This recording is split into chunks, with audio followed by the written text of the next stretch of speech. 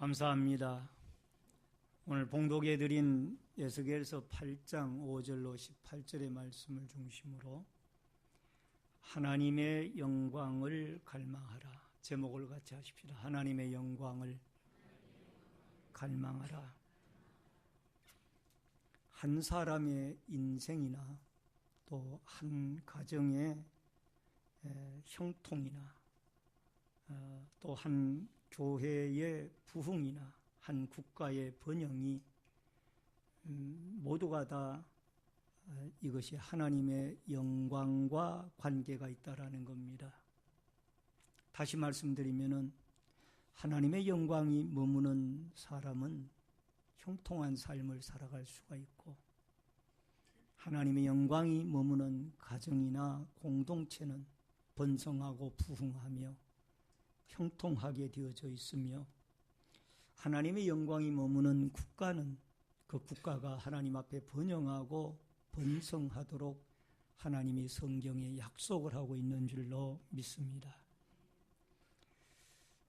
요셉을 양떼같이 인도하시는 이스라엘의 목자가 되시는 하나님, 그 하나님은 우리 온 우주 만물의 통치자요, 지배자요, 또 축복자이시고 역사를 주관하시는 이시는 줄로 믿습니다.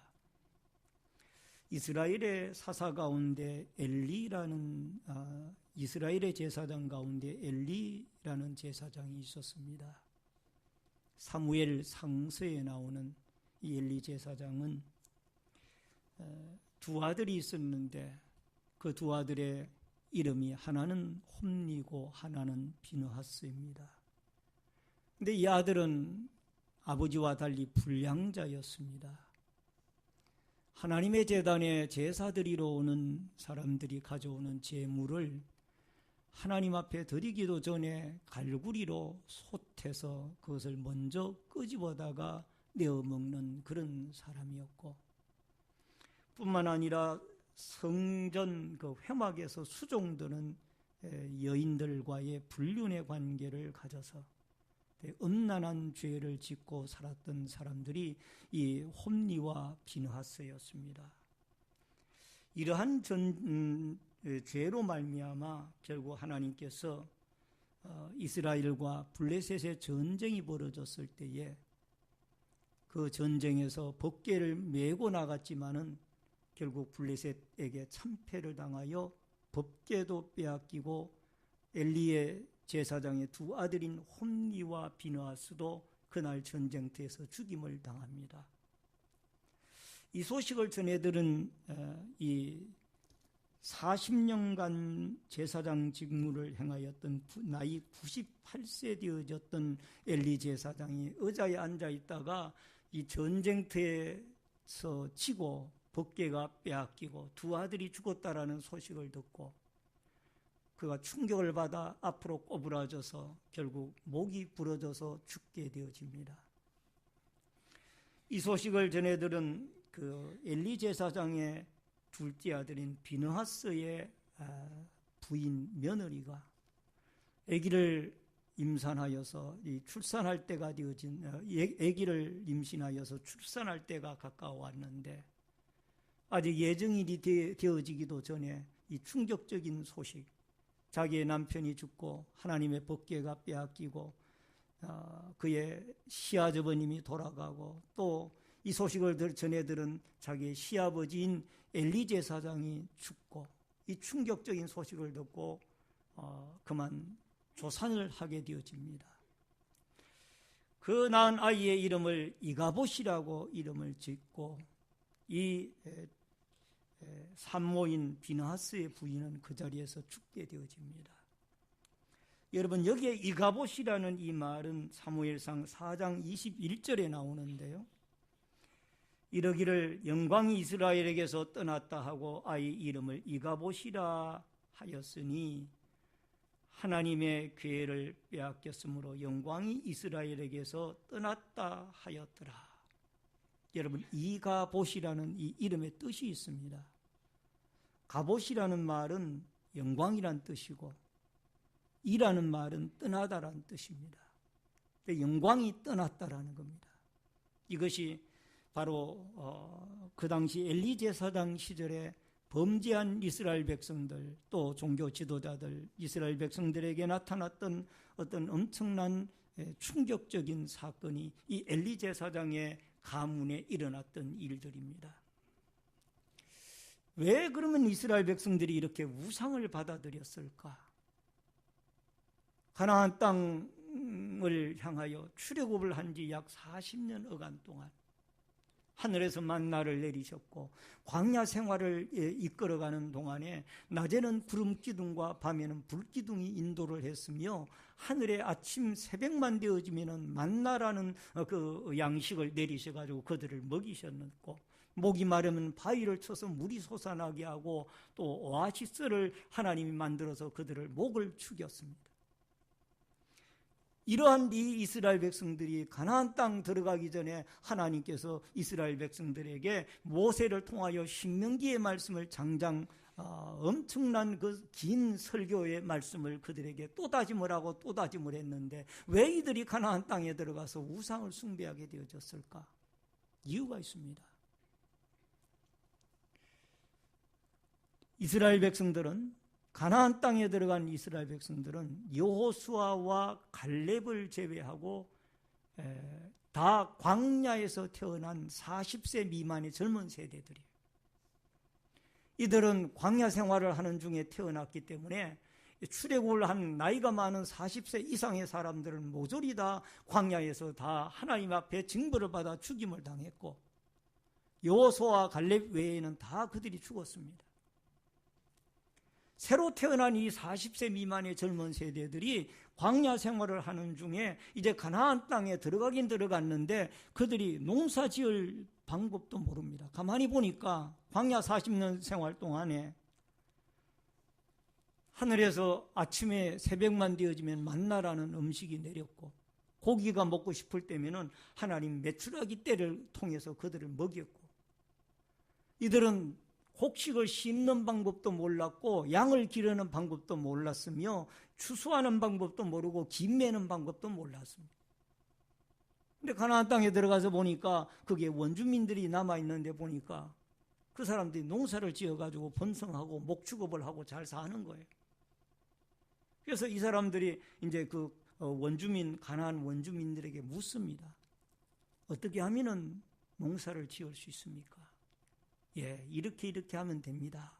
파종하는 방법부터 시작해서 가꾸는 방법, 또 추수하는 방법 등등을 다 가르쳐 주면서, 중요한 것은 뭐를 가르치는 거 아니, 가뭄이 오고 비가 안 오게 되어질 때에는 자기들이 섬기는 신에게 제사를 드려야 된다라는 그 못된 것까지 가르치게 되는 거예요. 그러니까 하나님을 섬기고 살아라고 그렇게 맹세를 하고 다짐을 받았던 이 사람들이 당장 그들이 풍요하고 번성하게 살아가는 가나안 사람들을 보니까 바알 신에게 제사를 드리고 아세라 목상에게 절을 해도 그들이 잘 사는 모습이 눈에 보이니까 생각이 바뀌어진 거예요. 그래서 풍년을 누리고 번성하게 살아가기 위하여 그들이 가나안 사람들이 섬기는 우상을 받아들이게 됩니다. 이것이 바로 영적 타락입니다. 5절을 같이 읽겠습니다. 다 같이 읽겠습니다. 5절을, 8장 5절. 그가 내게 이르시되 인자야 이제 너는 눈을 들어 북쪽을 바라보라 하시기로, 내가 눈을 들어 북쪽을 바라보니 제단문 어기 북쪽에 그 질투의 우상이 있더라. 여러분, 북쪽은 하나님의 영광의 임재가 있는 방향입니다.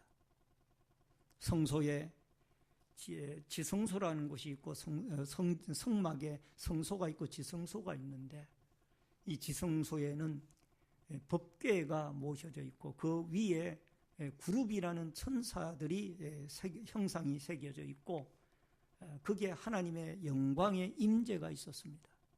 그 영광의 임재를, 영광의 빛을 가리켜서 히브리어로 쉐키나라고 이야기를 합니다. 따라하십시다. 쉐키나. 이 하나님의 영광의 빛이 그 시온자, 법궤의 그 시온좌에서 비추어지도록 되어져 있었습니다. 근데 이 영광이 떠났다라는. 근데 하나님의 이 북쪽의 영광이 임재가 있는 이 북쪽 문으로 들어가는 곳에 여기에 우상이 세워져 있는데 그 우상이 뭔가 하니 바알과 아스다롯이에요. 바알과 아스다롯에 이 우상이 세워져 있는 거예요. 이것은 므낫세 임금 시대 때에 세워진 것입니다. 열왕기하 21장 7절에 보니까 또 자기가 만든 아루색인 아세라 목상을 성전에 세웠더라. 옛적에 여호와께서 이 성전에 대하여 다윗과 그 아들 솔로몬에게 이르기를 내가 이스라엘의 모든 지파 중에서 택한 이 성전과 예루살렘에 내 이름이 영원히 둘지니라. 그러니까 바알과 아세라 목상을 거기에다 세운 거예요. 하나님의 성전에 여호와의 영광이 있어야 되고 여호와의 이름이 있어야 될 그곳에 이 바알과 아세라의 우상을 갖다가 세워놔서 사람들이 하나님의 성전에 들어가서 예배를 하나님께 드려야 되고 제사를 하나님께 드려야 되는데 이 바알에게 절을 하고 아세라에게 절을 한다고.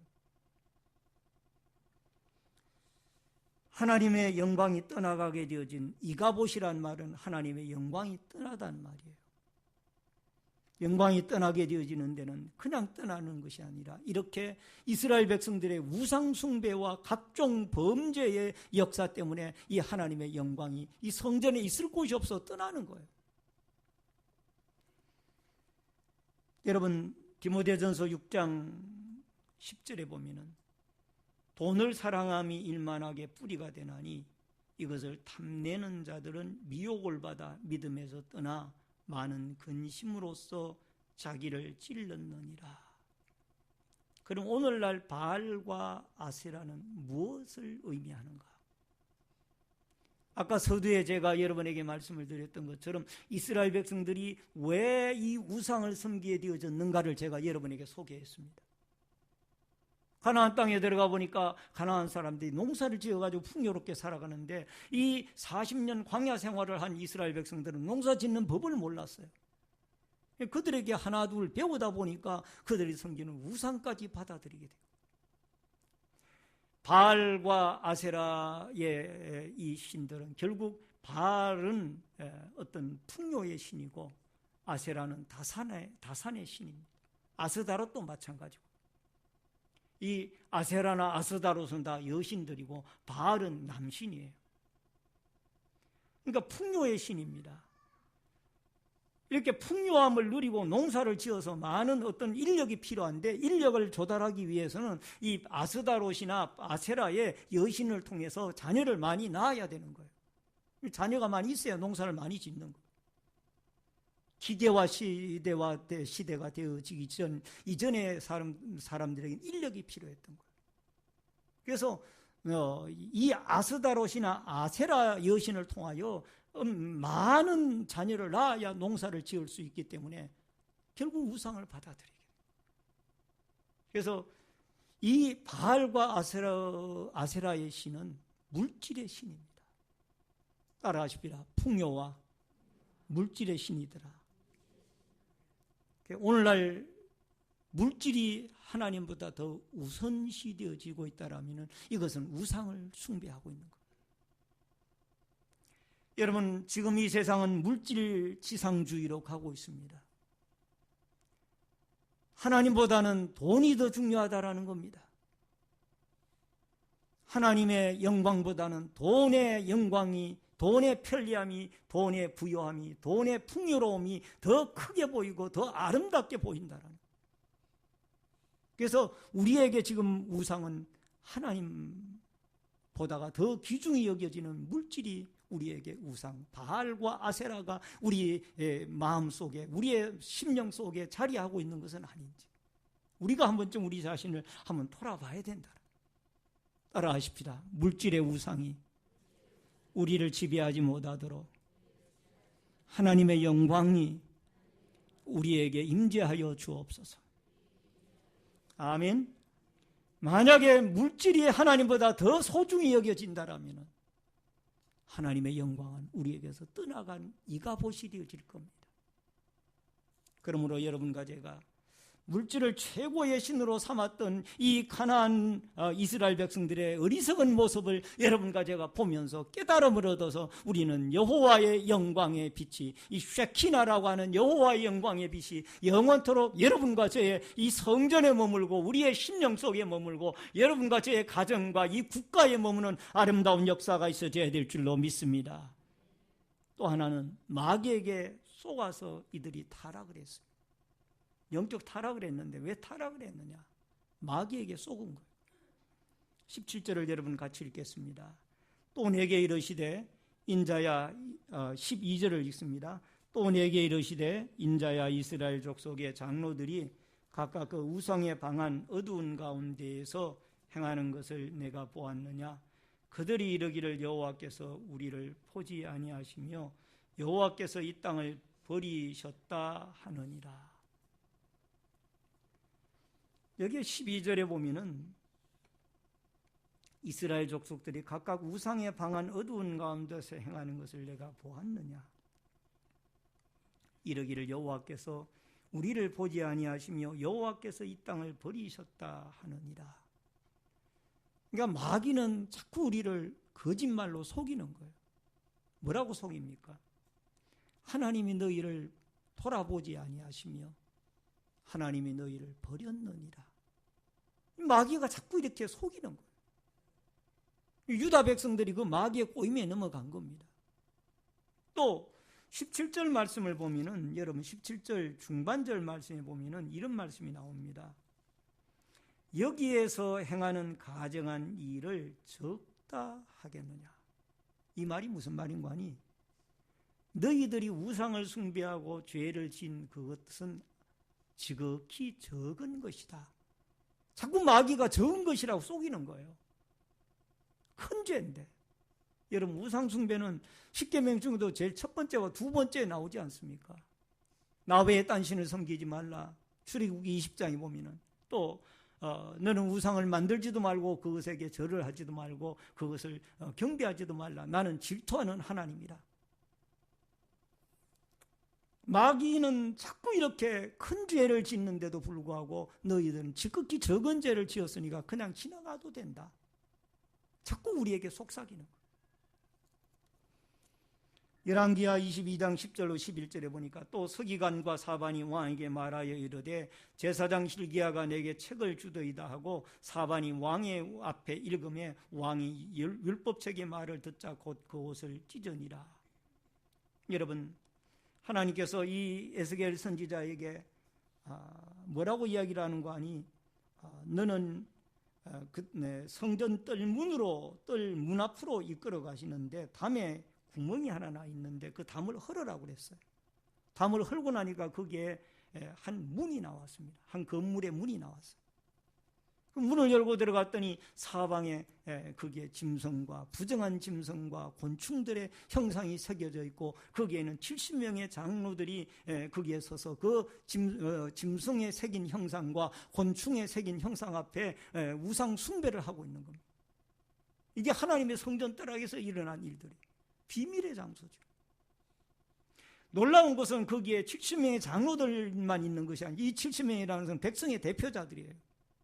그러니까 70명의 장로들이 이런 어떤 우상 숭배에 빠졌다는 것은 이스라엘 백성, 유다 백성 전체가 다 타락했다는 거예요. 그게 더 놀라운 것은 여기에 사반의 아들이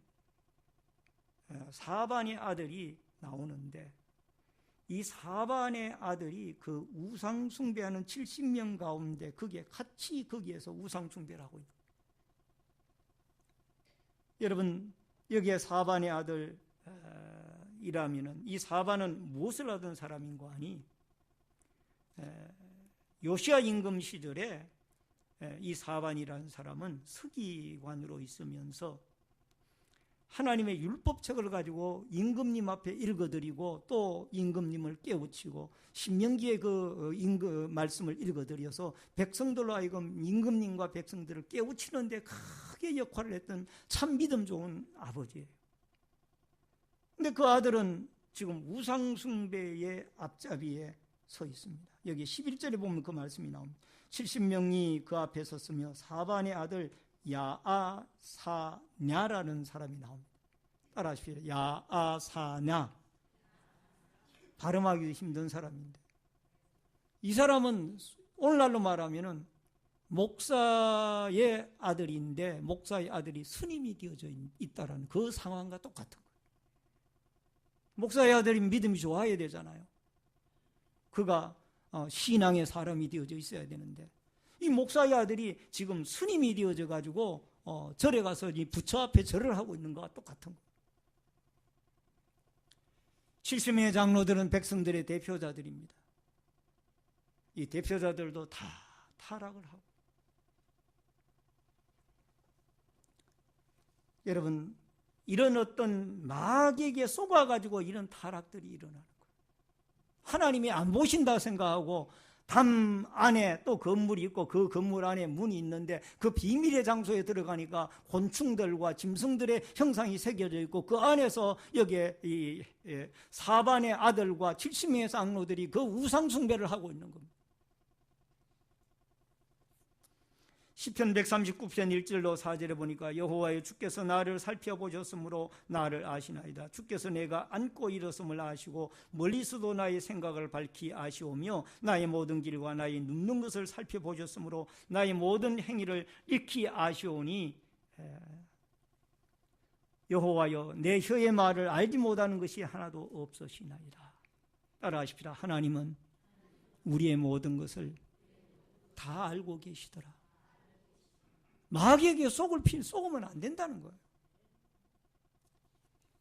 우리나라가 1960년대 참 가난하고 힘든 시절이 있었지만은 이렇게 그 가난하고 힘든 시절에 산골짜기마다 기도하는 사람들로 차고 넘쳤습니다. 삼각산이라든가 도봉산이라든가 북한산이라든가 어쨌든 이 산골짜기마다 청계산이라든가 막 기도하는 사람들로 차고 넘쳤어요. 여기저기서 주여 주여 하고. 그러나 살림을 훼손한다고 해서 입산 금지해서 다 철조망을 쳤습니다. 기도원들 다 철폐시키고요. 그리고 그 이후에 최근에는 또 이 문화재 보호라고 해서 사찰들은 전부 다 존속을 시켰고 또 그 입장료를 받아들이게 되어지고 그 입장료를 받아들인 것을 가지고 사찰은 철저하게 보호를 하고 있습니다. 여러분, 재개발 지역에 교회가 있고 절이 있다고 그러면은 교회는 흘려나갈 수 있지만은 절은 문화재 보호 차원에서 절대 손을 대지 못한다고 합니다. 이게 교회와 절과의 차이예요. 지금 현행 법이 그렇다는 거예요. 이것은 우리가 지금 사탄에게 쏟고 있는 거예요. 물론 일부 지역에 문화재 보호 명목으로 받아들이던 어떤 등산객들에게 받아들이던 입장료를 철회한 부분적으로 철회한 곳이 있는지는 제가 있는 걸로 지금 알고 있습니다만 아직도 그런 곳이 많아요. 중요한 자리는 다 절이 차지하고 있어요. 마귀는 우리에게 여러 가지 모습으로 우리를 속이고 있습니다. 따라하십시다. 하나님을 멀리하니 마귀가 활개를 치더라. 아멘. 우리를 속고 있는 거예요. 너는 지금 적은 죄를 짓고 있다. 큰 죄가 아니다. 자꾸 우리의 귀에 여러 가지 모습으로 속삭이는, 기도 안 하면 어떠냐? 예배 좀 빠지면 어떠냐? 마귀는 여러 가지 모습으로 여러분과 저를 자꾸 속이고 있어요. 여러분, 더 이상 마귀에게 속지 마시고 우리는 하나님 말씀으로 철저하게 여호와 제일주의의 신앙으로 여러분과 제가 나아갈 수 있기를 주의 이름으로 축원합니다. 그 다음에 또 하나는 여기에 담무스를 위하여 애고가는 여인들이 있었습니다. 14절을 같이 읽겠습니다. 다 같이 읽겠습니다. 시작. 그가 또 나를 데리고 여호와의 전으로 들어가는 북문에 이르기로 보니 거기에 여인들이 앉아 담무스를 위하여 애곡하더라. 여기에 담무스는 바벨론 사람들이 섬기는 남신, 미동의 신이에요. 이 미동의 신을 위하여 이 여인들이 통곡을 하고 있는데 이것은 환란의 축제, 해마다 6월 7일 날 열리어지는 환란의 축제예요. 타락하고 부도덕하고 음란한 환란의 축제가 바로 여기에 이 담무스의 애국 이 속에 담겨져 있는 거예요. 담무스의 신 속에는 담겨져 있습니다. 여러분, 오늘날 우리가 살고 있는 이 시대는 도덕적으로 윤리적으로 시대가 완전히 타락했습니다. 완전히 타락했습니다. 최근에 모 큰 종교단체에서 주교회의에서 동성연애는 합법적으로 우리 종교단체에서 받아들인다라는 것을 결정했지 않습니까? 여러분, 성경의 창조의 하나님의 원리는 한 남편과 한 아내를 통하여 가정이 이루어지는 겁니다. 그런데 이것이 거꾸로 남자는 남자를 통하여 가정을 이루고 여자는 여자를 통하여 가정을 이루고, 이 잘못된 거죠. 우리가 살고 있는 시대가 이 부도덕한 시대예요. 성적으로 타락하고 음란한 시대 속에 우리가 살고 있습니다. 느헤미야 13장 15절에 보면은 주일 성수 문제를 가지고 느헤미야는 이렇게 이야기를 합니다. 그때 내가 본적 유다에서 어떤 사람이 안식일에 술틀을 밟고 곡식단을 나귀에 실어 운반하며 포도주와 포도와 무화과의 여러 가지 짐을 지고 안식일에 예루살렘으로 들어와서 음식물을 팔기로 그날에 내가 경계하였고, 느헤미야가 52일 만에 하나님의 기적적인 역사로 그 예루살렘 성곽을 건축하고 하나님 앞에 주일을 성수시키는 이 일을 위하여 느헤미야가 철저하게 주일날 장사꾼들이 이 예루살렘 성 안으로 들어오지 못하도록 나중에는 문을 차단을 시킵니다. 밤에는 문을 닫고, 토요일날 밤에는 문을 닫고, 주일날까지, 주일날 아침에는 문을 열고. 그래서 그들이 주일을 철저하게 성수하고 거룩한 죄악과 세속화와 성도덕과 이런 문란한 시대에 빠지지 않도록 이스라엘을 보호했던 이것을 여호와여, 내가 행한 이 모든 일을 여호와께서 기억해 주시기를 바라나이다. 느헤미야는 그렇게 기도하고 있습니다. 오늘날 도덕적으로만 타락된 것이 아니라 교회는 세속화되어지고 있습니다. 주일이라는 개념이 무너져 가고 있습니다. 예배라는 개념이 무너져 가고 있습니다. 성도들은 편리하게 자유롭게 살아갑니다. 그것을 좋아합니다.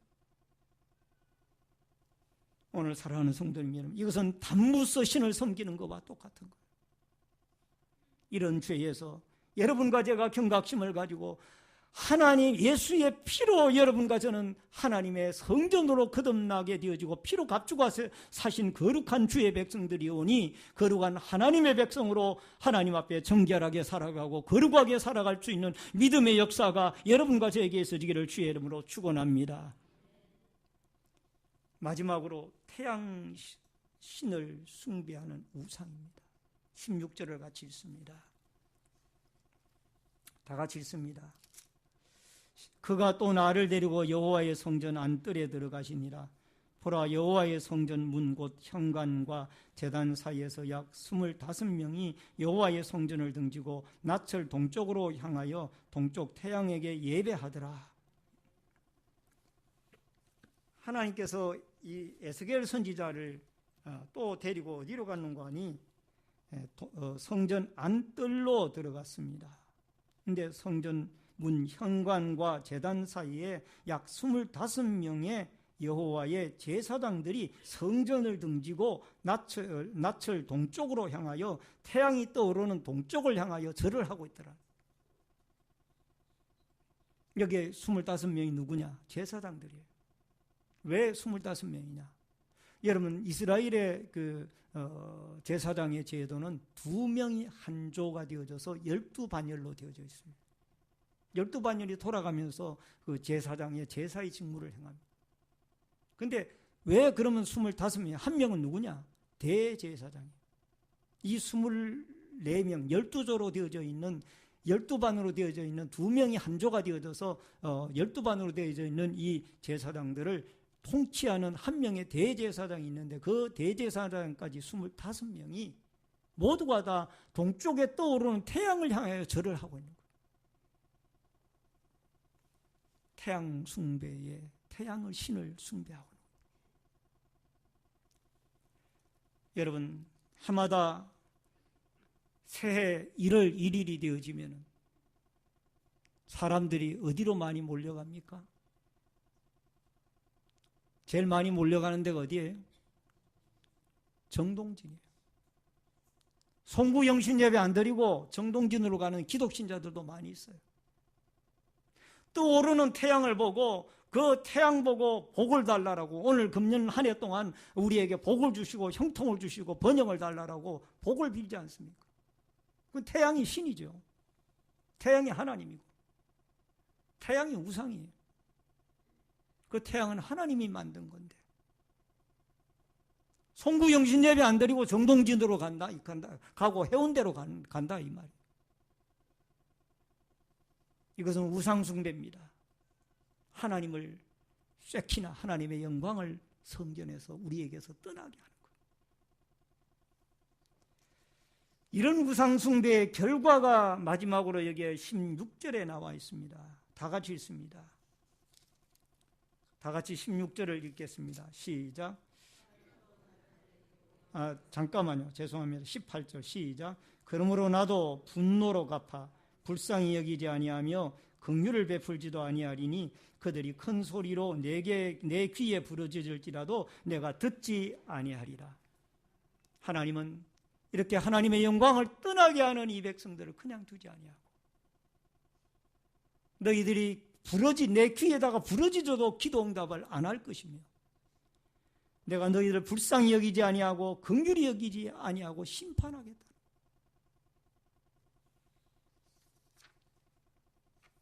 한 명의 남편 이야기만 하고 말씀을 줄이겠습니다. 한 남편이 교통사고를 당해서 15일간 의식을 잃었습니다. 교통사고를 당하면 첫째는 말을 못합니다. 둘째는 의식을 못 찾습니다. 그리고 그러한 남편 옆에서 아내가 전심전력으로 감호를 합니다. 15일 만에 깨어났습니다. 이제 의식을 찾고 말도 하기 시작하더니 손짓으로 아내를 부릅니다. 그리고 말합니다. 여보, 당신은 내가 직장에서 해고당할 때에서도 내 곁에 나를 위로해 주었고, 내가 사업에서 실패해서 낙심할 때에도 내 곁에서 격려해 주었었어. 내가 교통사고를 당해 죽게 되었을 때에도 나를 버리지 않고 내 곁에서 간병을 해 주었고 나를 살려 주었어. 그러나 나는 당신을 영원토록 사랑하고 감사하오. 그런데 내가 가만히 생각해 보니 당신이 내 옆에 있을 때에는 언제나 재수 없는 일만 일어났소. 그래서 나는 당신과 이혼하고 싶소. 여러분, 이 남편이 어떻게 된 겁니까? 아내는 죽을 힘을 고비 때마다 있는 힘을 다해서 간병을 해주고 위로해주고 했는데, 이 남편이 거꾸로 생각하기를, 당신이 내 옆에 있을 때에 재수없는 일들이 일어났으니까 나는 재수없는 당신과 이혼해야 되겠다. 이 남편은 한참 잘못된 남편이에요. 이게 바로 누굽니까? 이스라엘 백성들이고 하나님을 배반한 오늘날 우리들이 아닌지 생각을 해봐요. 여호와 하나님은 우리를 어려울 때마다 우리를 도와주고 우리를 보살펴주고 우리를 일으켜 세워주었는데, 그 하나님의 은혜를 잊어버리고 하나님을 배반하고 하나님의 영광이 떠나가게 하고 있는 것은 아닌지, 여러분과 제가 우리 모습을 깊이 한번 돌아봐야 돼요. 1907년에 대한민국에 하나님의 영광이 임했습니다. 성령의 불이 임했습니다. 그 영광은 지금까지 이 한국교회를 이끌고 있습니다. 그러나 타락되어져 가는 이 한국교회에서 하나님의 쇠키나 여호와의 영광의 빛이 떠나갈까 봐 두렵습니다. 우리는 영광을 갈망합시다. 따라합시다. 하나님의 영광을 갈망하자. 여러분과 저에게서 하나님이 떠나가지 아니하도록 하나님의 영광이 우리에게 머물도록 여러분과 제가 기도하여 하나님만 사모하고 하나님을 사랑하고 하나님 예배하고 하나님 때문에 즐거워하고 하나님 때문에 인생의 살맛이 나는 복된 인생을 여러분과 제가 주 앞에서 살아갈 수 있기를 바랍니다. 우리의 후손들에게도 가르칠 수 있기를 바랍니다. 사반의 아들 야하사냐와 같이 이런 일들이 일어나지 않게 하기 위해서는, 홈리와 비느하스와 같은 일들이 일어나지 않기 위해서는 우리의 후손들에게 신앙을 가르쳐야 돼요. 예수님을 가르쳐야 되고 여호와 하나님을 가르쳐야 돼요. 우리 다 같이 통성으로 기도하십시다. 주어진 말씀을 생각하고 여호와의 영광이 우리 가정에, 우리 개인에게, 우리 교회에, 한국교회에 머물게 하여 주옵소서.